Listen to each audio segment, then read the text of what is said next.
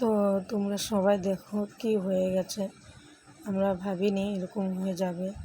তো কীভাবে এরকম ভিডিও যে করি আমি ভাবতেও পারি না, এরকম ভিডিও বানানো যায় না। তো দেখতে পাচ্ছ ঠাম্মি যে চলে গেল। তো অনেক কষ্ট করে ভিডিওটা বানানো হয়েছে, আমি একটু করে উঠিয়েছি, কারণ এরকম ভিডিও বানানো যায় না।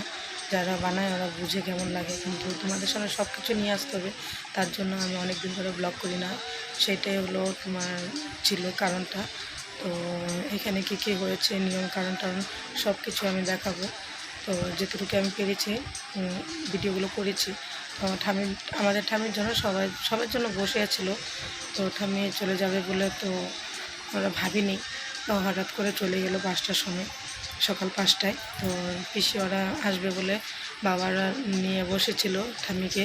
ছোটো পিসি এসেছিলো, বড় পিসি এসেছিলো, ছোটো পিসি জামাই, মেয়ে, বড় পিসির ছেলে। আমাদের 4 নম্বর কাকুটা থাকে নগাঁও ঢিঙে, ওখান থেকে এসেছে।